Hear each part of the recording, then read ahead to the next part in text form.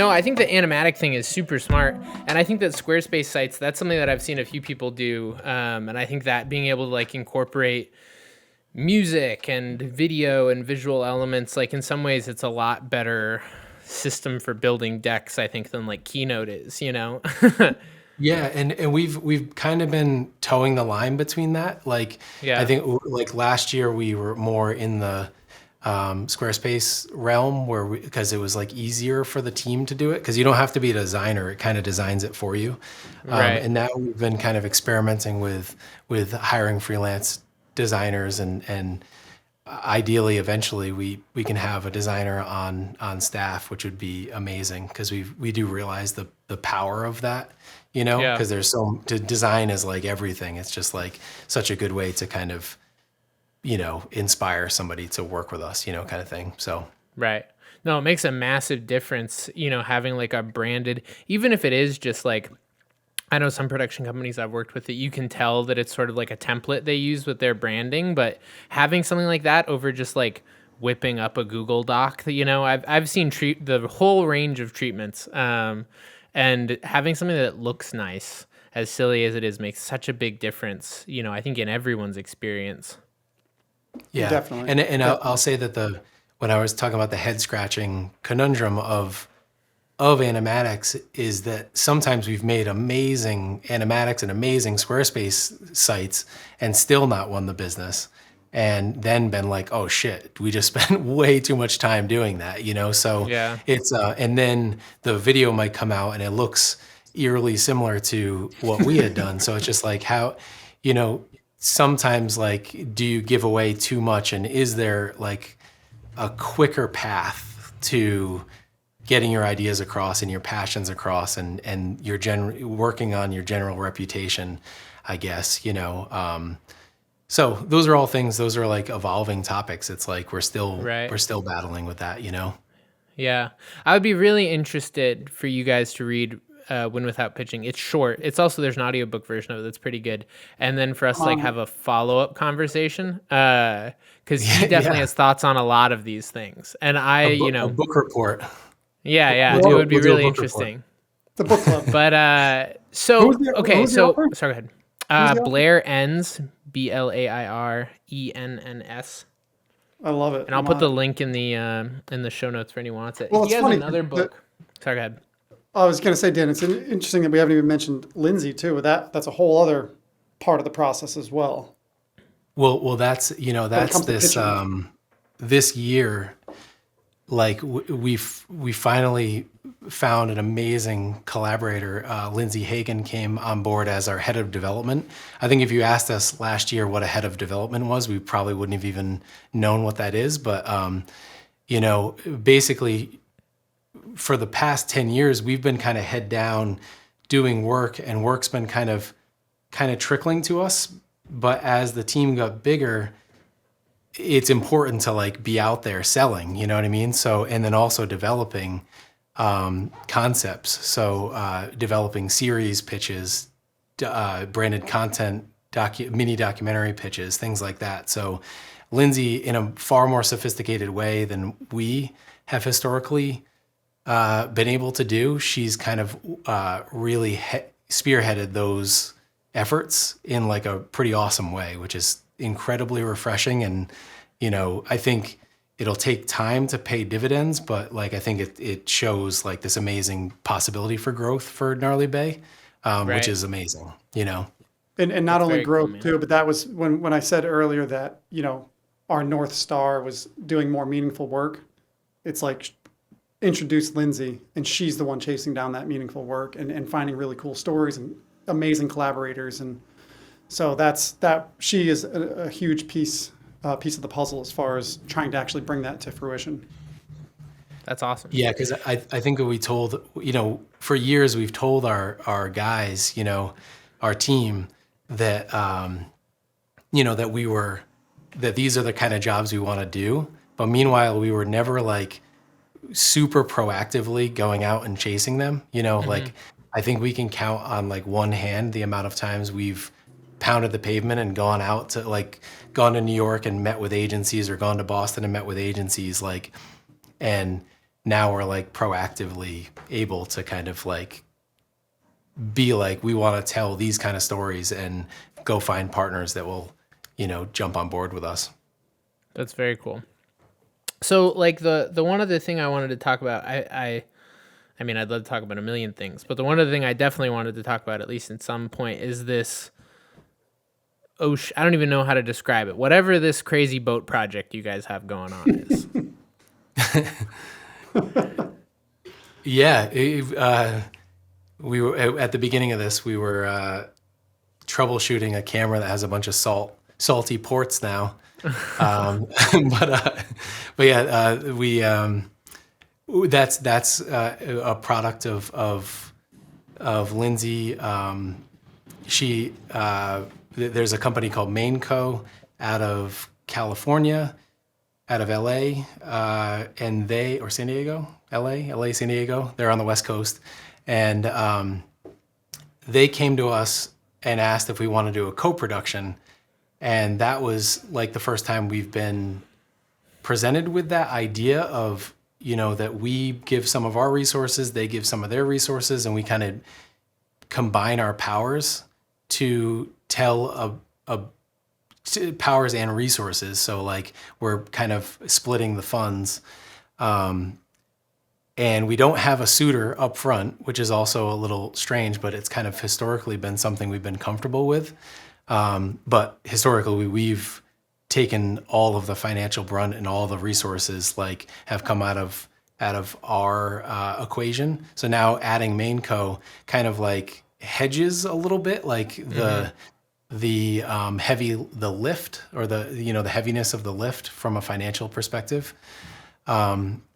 And allows us to tell this big story about the first and only peace boat called the Golden Rule was a boat that sailed out in harm's way of nuclear testing in the South Pacific in the 50s, and the boat actually sank, and then they brought it out from the depths of the ocean, and then restored it, and then in this kind of symbolic way, they are sailing from Hawaii to California, and then kind of maneuvering their way across the country to bring awareness to nuclear proliferation and the challenges that still exist after all this time. So there's a lot of interesting elements that I won't exactly go into. Can't spoil the movie. About indigenous culture and the impacts on society, on cultures in the South Pacific, and different characters within this story that got arrested or have been fighting this battle for the past 70 years or 60 years, whatever the math is on that. So these amazing characters and this amazing story with this amazing backdrop. And so those are the kind of stories that it's related to climate change, because we have this sort of tenuous battle with whether or not nuclear energy is a good thing or a bad thing. And so it's going to delve into some interesting topics. And so those are the kind of stories that kind of check a bunch of boxes. Like, are there good characters? Is it visually cool? Is it topical? Does it pertain to either climate change or some form of equity and inclusion? These are the kind of stories that we're trying to tell this year. So that was a long-winded way to say that we're in post-production in that, and we got amazing assets and some really cool footage and some cool interviews, and but yeah, this A7S was on the boat for the past 35 days and literally just got back to us yesterday. So it's been on like a 50-day journey between FedEx and the boat and the sailboat. But sure. So what's the goal with that for you guys? Like, so you have a co-production, you guys are splitting the risk. What's the intended reward? Is this like a sell to distribution thing? Is it a feature? Like, what's the goal? Yeah, the goal is first off, the goal this year is to stretch our muscles in these various capacities. So I think we set out this year being like, if we break even this year, we're fine. This is like a year of like expansion of capabilities. And so we wanted to do a co-production and do it with a company that we respect, which is Mainco, which has been super smooth so far. It's been amazing because they have great processes, we have great processes, and you can kind of marry those two great processes and equipment. They had, they let us use the Alexa Mini for it, and they had a great rental house deal and all that sort of stuff. So from all of that perspective, it's been pretty smooth sailing so far. No pun intended. Was that pun intended? Nailed it. I don't know, but and then so from here, basically it's like it's like an excuse to get into conversations with like people like Nat Geo. We got on a phone call with them, and they were interested and intrigued, and they were intrigued but not fully interested. But it allowed us to kind of show them that we were doing this kind of elaborate project that was historical in nature, and kind of got us on their radar of somebody who can potentially pull off these kind of things. So as we get trailers, we'll continue to reach out to them. So it's just basically like getting, like, kind of testing our ability to use our past reputation and our current team and process to move into like the original content realm. Yeah. So that's very cool, whether or not it sells just to recoup costs, or sells at a loss, or sells, or if we find a partner that wants to make it a bigger story that's like a longer documentary form or something like that. I know we're just kind of like open for these different opportunities, and it's kind of good to like go down these paths and learn things along the way, I guess, Yeah. And if nothing happens from it, and it's just something we put on our Vimeo, it'll just be one of the more expensive videos we put on our Vimeo. So, yeah. Yeah. I think That makes a lot of sense. flexing our muscles is a good way to put that. Flexing our creative and logistical muscles as a team is a good way to put it, because we did the same thing with EarthX this year. We created our first pilot for a series, and it was just a really good test to run our team and all of our processes that we've been building up into this point, to run them through the paces and actually deliver a really cool, beautiful pilot for a series. And so it's again, kind of back to those goals of kind of creating original content and series development. It's like us heading down that path and just steering the ship slowly, not diving in full on, just kind of like moving the ship in that direction. Right. That makes a lot of sense. And I feel like it's funny you guys say that, because I feel like I've been in a very similar just like headspace about this year. That's like, don't have to make a bunch, intent on taking some risks and driving some new opportunity. And I actually had, not a similar opportunity in a lot of ways, but I've been talking to someone about a feature doc, and basically they're looking for someone to direct and shoot it. And what we've been talking about is basically this idea that like they have a budget, but that it would be like we use the budget on expenses. I'm investing time in creative, they're investing financially, and then we split whatever the back end is. And so that's another, like, maybe there's a payout there, maybe there isn't, but for me it's an opportunity to do a feature, and I feel like that would be a really good thing to have sort of under the belt and on the resume, and hopefully it's good, and even if it's not, it's a good lesson to learn. And so I feel like that's where I've been in a similar space, and just sort of looking for opportunities like that to flex new muscles and new formats. How do you guys decide what's a reasonable risk? And like, is this something that you guys like set money aside for projects like this, or you just sort of check the coffers and see what we can afford to leverage into something? Or how do you think about like, hey, we want to flex some muscles this year, because I think from the outside again, I would just guess.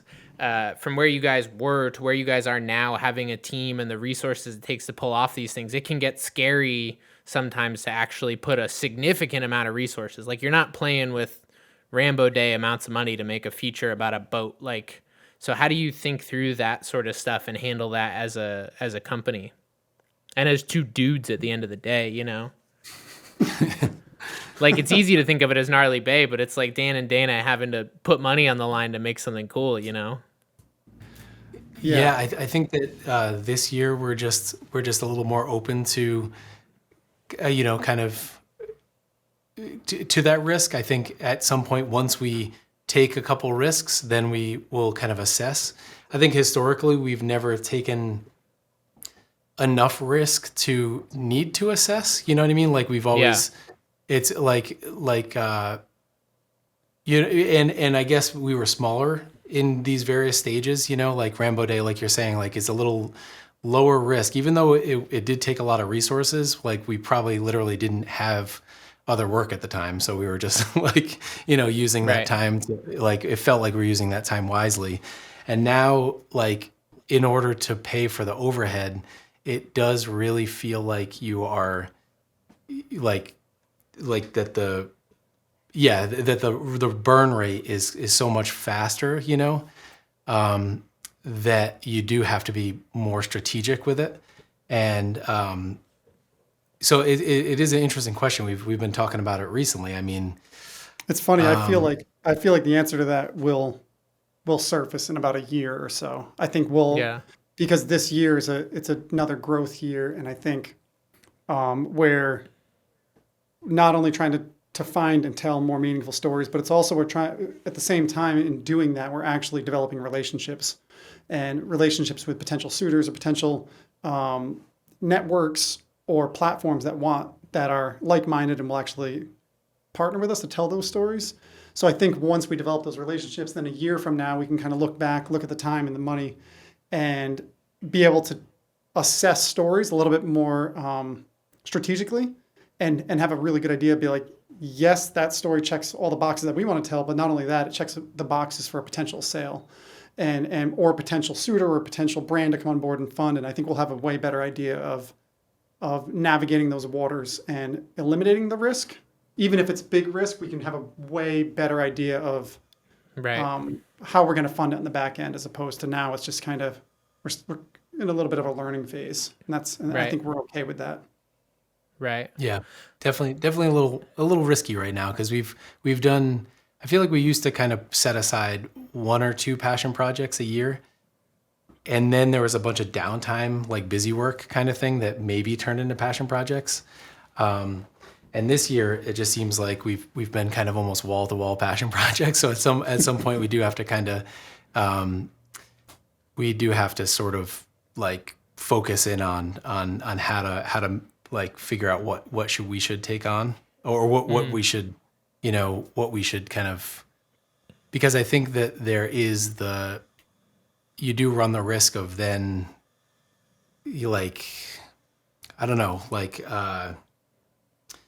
there is a certain risk of like at some point, like that thought of like that we can't take on commercial like basically like if our passion projects are so fun and cool that it's going to be harder to motivate the team to do like commercial projects, or motivate ourselves to do commercial projects, and like you do have to kind of like keep yourself honest by bouncing back and forth, to between both worlds, because if you live in one world for too long, then it's harder to go back to the commercial world and be like, oh, this has no meaning, this isn't meaningful to me. But you have to have a healthy understanding that those commercial projects paid for those fun projects, Right. So. And I guess that's where I was just curious, and I don't know that there's a system. Like, I feel like it's always sort of this gut check of how you've done and what the opportunities have been and when you bet on yourself. But I think, if I remember correctly, when I talked to the guys from Neighborhood Film Co., I feel like they said that they almost take like a percentage of revenue and stick it in like a passion project account. And we're like, at least once a year, we're just going to find a way to burn this basically. And I was like, that's sort of a cool idea to just like make you do it too, instead of just like waiting around for it. But you know, I know there's different mindsets as far as people's financial systems, but I just didn't know if you guys have anything like that in the way you look at those sorts of things.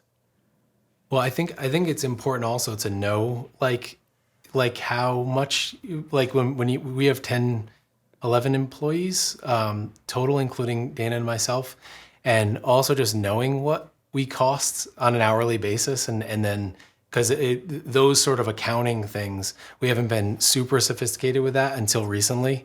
And it was almost better not knowing, because like, Yes. and then you start knowing like, okay, shit, like that project really did cost $30,000. Like that's Right. crazy. That's scary. When you thought it was just like a little bit of a fling, and you know, and so I think that from the neighborhood perspective, like maybe we would be. I mean, that sounds like a great concept, but also a very calculated concept, and we haven't historically been that like sophisticated and calculated. But I think we've always kind of thought of like the 20% rule, you know, like with Google, and just like leaned on that, knowing that if one day a week is dedicated to doing something cool, and that extrapolates over, you know, whatever that is, what's 20% of the year, like a month or 2 months, like if 2 months of everybody's time is spent on passion projects, then we're still moving. Like if we kind of like, you know, simplify it, I guess, to that extent of like, does that simplify anything? I don't know. Yeah.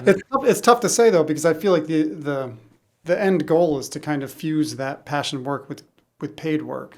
So that's where it Right. gets murky, in my opinion. I mean, the goal is that, you know, if we can find these cool stories that everybody can get behind, and it can still find, you know, funding somewhere, then that's kind of the ultimate goal. So it's weird. It's hard to really define it. I mean, I think we kind of have historically kept that in our brain, like a certain amount of time throughout the year, but it is hard to kind of just put a bucket of funds, because I don't know. Yeah. Yeah, I don't know. And then also if you have a team, it's like everyone has different passions, I guess. That's the other thing that's a challenge. It's like what might make one team member excited might not make the other team member as excited. Right. I don't know. It is a little tricky. I don't know if we've gotten that formulaic, but it's a cool thought for sure. Yeah. No, I mean, I think that's just where it's interesting.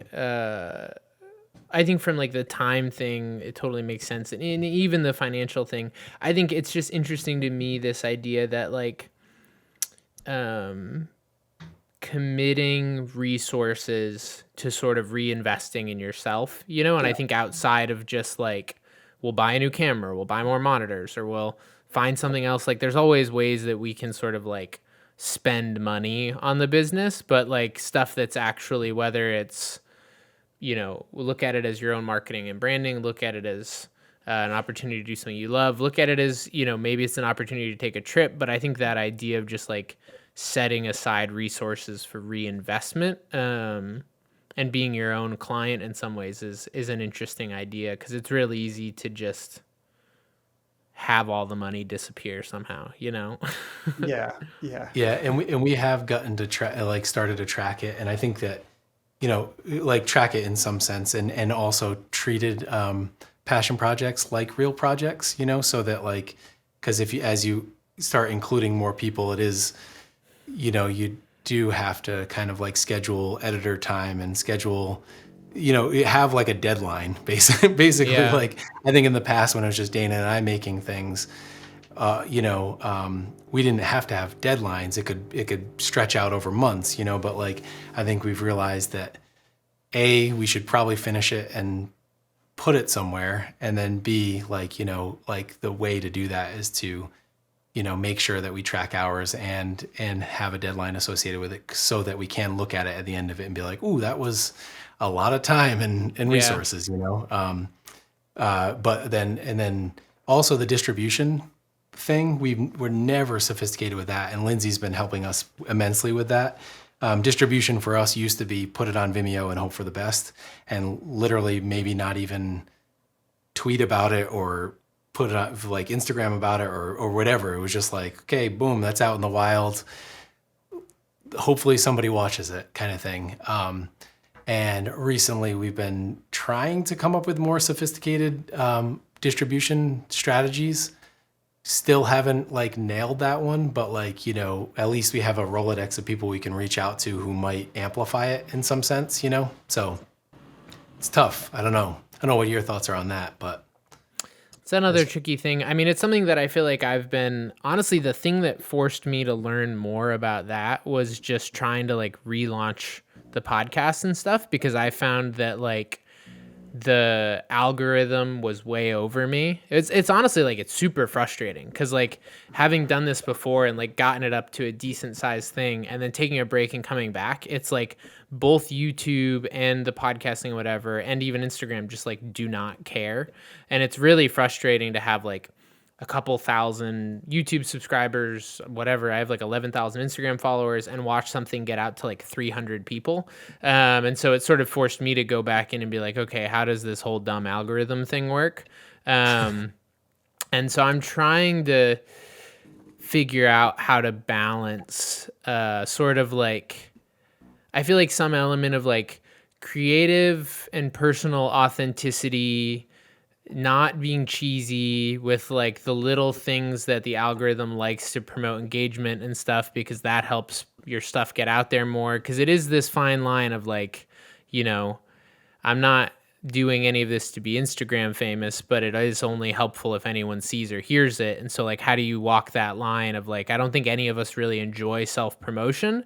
You know, no one likes going click like and subscribe at the beginning or end of any video. There's nothing fun about that. But unfortunately, the way the game works now, that is a little bit of it. And so I've been learning a lot of little stuff with even just like the whole like carousels on Instagram, because Instagram considers the swipe through an engagement. And so like, even if people aren't liking and commenting, if they're swiping through your stuff, that's good. And so like just posting more than one thing, I don't know. It's like little stuff like that that's on the distribution side I've been learning. And I think the one thing that's good about it, as much as I can resent it, is it makes me a lot more empathetic to like clients and agencies when doing actual work, to like all the pieces they need to properly roll something out well, you know, because I think earlier on it was like, here's a file, figure it out, you know, and now thinking through titles and descriptions and thumbnails and the different assets they may need to get something out there for people to actually see it, I think is only helpful, even if it's not, you know, my role in any given job. It's just a helpful context to have.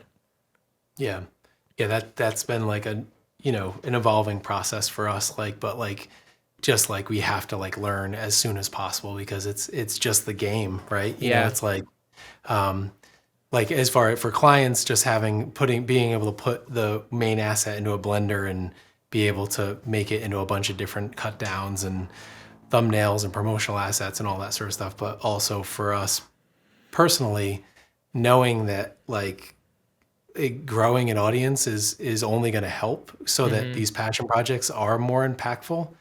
I don't know if we'll be able to like really drink the Kool-Aid and really do it. It's not really in our nature, but like hopefully organically it happens somehow, and we just keep putting things out. We're trying to be a little bit more like regular with it, I guess, or consistent is the word, right? Yeah. And I guess we've at least crossed the threshold of knowing that it's important, you know. But I think for years we just like kind of rebelled against it from our own personal like feelings about it. But unfortunately, the world won, or the world, like, you know, you either change the world or the world changes you. And I think we have to like change our ways a little bit, you know. So I'm still going kicking and screaming, but I mean, it really is. It's a conflicted thing. I struggle with that even just with like the, you know, I don't know. I like making some of this kind of content, partially because it's the content that I always wish existed when I was starting out stuff. And so it's like, I hope it's helpful to people, and hearing that it's helpful to people is always good. But it is like, it's so frustrating to look at like the stuff that does really well on things like YouTube and just be like, there's the stuff that I want and there's the stuff that I feel is going to do well. And it's like, do you dabble a little bit in both and try and like play the discovery against the doing the thing you want to do? Do you just sit in and do the thing you want to do and screw, anything else? I don't know. It's a tough space to be in. And I think that's part of where like the fear for me that kicks in is like that every little bit of playing the game that I do somehow invalidates the like serious side of what I do. And so that's even something I've been playing with like a small example of that is like Instagram Reels right now are stupidly high on engagement and reach. Like Instagram just pumps Reels out to people like it's no one's business. Compared to anything else I can put on Instagram, Reels do super well. As a format, I hate TikTok and Reels. I hate the swipe and get a new video. I hate everything about it, honestly. It like goes against my soul as like someone who makes content that says something. But I've been playing with just like finding little ways to trickle out Reels to hope to rope in some more people and then feed them into stuff like this that, I think is actually more interesting. But every time I make a reel, it hurts my soul a little bit. And I'm like, someone's judging me. Someone's like, you're an idiot, which I am. Maybe I am. Maybe I should just stop doing it. But it's a tricky balance, and I think especially as the world gets more and more TikTokified, I feel like it's easy to be grumpy old men about it. And I think it's okay. Like, I don't know. I don't like TikTok still personally, but I think figuring out how to play a little bit of the game the world wants you to, it feels a little bit like when the people before us were like, DSLRs aren't real filmmaking. And it's like, well, it's the way it is now, man. Sorry, Yeah. Well, I think it's more so the commodification of content, right? Like that it's just like mainlines content into your veins, or into your brains. And that's the thing that's the tough thing to get over, is that like that the stuff that we make, the thought of somebody sitting through even a 3-minute video is like a stretch, and then also like we just made the film called Recomposed. Yeah, dude, so cool. Cool, yeah, thank you. And so that's an example of like why, but like there are many reasons that we could say why we think that was important. But one of the things I thought was interesting is that even myself, I had only watched that on iMac, like I had, throughout the whole process of Frame.io and giving feedback and all that sort of stuff, and then watching on the phone. And then I watched it on my projector at home with like nice speakers and stuff finally. And it's like a whole different film, you know what I mean? Like, and the thought that most people will only watch that, and I say it's a whole different film because of the sound design and the sound effects and the mix, and like it's so meticulously done by Jared and Jordan that like even me here, like I feel like I didn't see the film until I took the effort to put it onto a screen. And I think it's wild to think that most people will watch like the first 20 seconds silent, maybe give it a like, and then move on. And it's just like, and so brutal. Like one of the things that we're excited about as far as community building in Westerly specifically is that there's this new theater going in town, the United Theater. So we hope to have like film nights, and we hope to have a yearly film festival that can kind of like present some of our friends' work in like a darkened room with other humans, and just hope to, as we move past the pandemic, to kind of like bring a little bit of that back, so it's just a lofty goal, I think, but that's related to the TikTokification of the world, that it just auto plays and it's just like boom, boom, boom, like keep scrolling and keep emoting. Make me laugh, clown. I think that's necessary, though. I think we need that, like that idea of creating something that's presented in a film festival is you're back to that kind of, you're giving somebody an experience, and that's just so much more important than, I mean, this we're slaves to this content, and it kind of drives me insane. And I like the idea of getting people in person together and all kind of having this shared experience around a film that makes everybody feel a certain way, and their phones are off or their phones are down and nobody's on their phones. And that just feels, I don't know, something about that feels very nice in this day and age.